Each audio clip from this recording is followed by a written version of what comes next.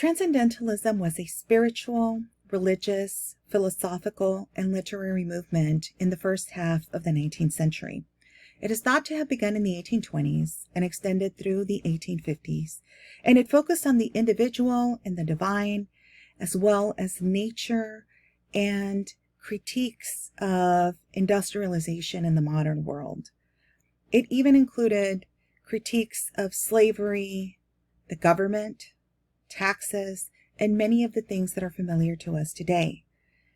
Amongst the different themes that it incorporated into its thought were themes on education, childhood, as well as the ways in which men and women related in the early 19th century.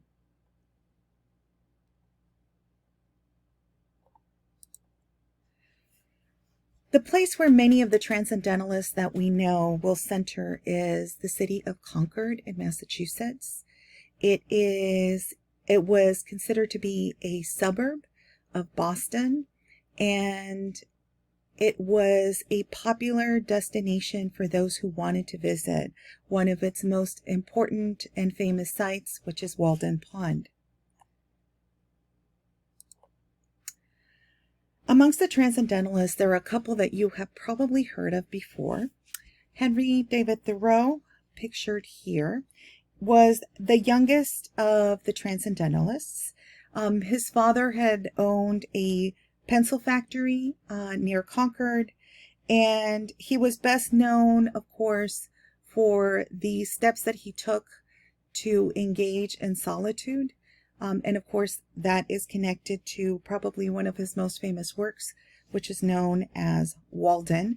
And you'll get to read a short little excerpt of that this week. Secondly, you see pictured here is Margaret Fuller. Margaret Fuller is not as well known as the other Transcendentalists, but she was a journalist and an intellectual. Similar to Ralph Waldo Emerson, she was able to eke out a living through presentations and talks that she would give to other women in Boston and around major cities in the Northeast.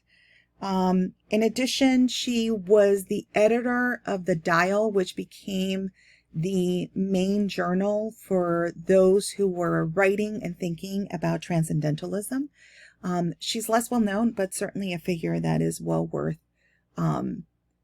knowing, and you will actually get to read a short little excerpt of one of her famous works this week.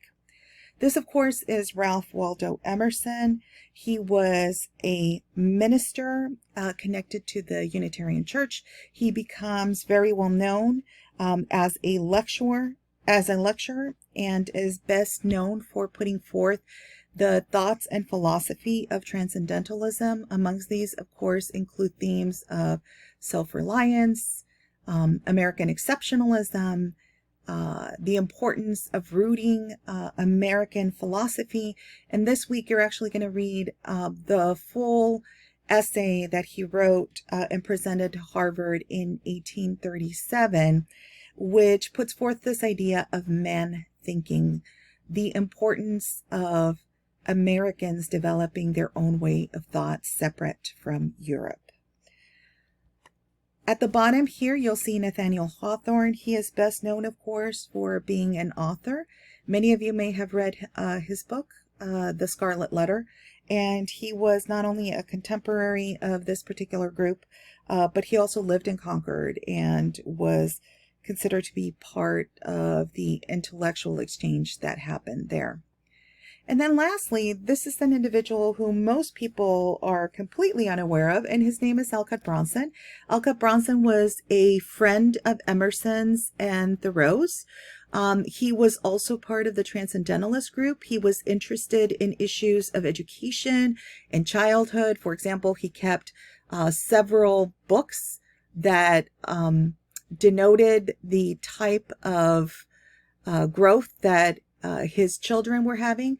One of his children, of course, you may have heard of. Her name is Louisa May Alcott, and she is actually somebody who grew amongst the Transcendentalists.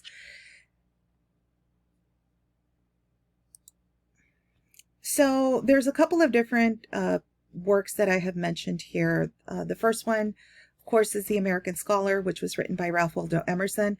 Don't let the fact that it was published as a book fool you. It is actually very short, and it's about 20 pages double-spaced. I'm asking you to read a short little piece from Margaret Fuller's book, Woman in the 19th Century and Kindred Papers Relating to the Sphere, Condition, and Duties of. This is a book that she published that actually was at the top of the selling lists during her time, and was only knocked off by another book that you are now familiar with, which was Uncle Tom's Cabin.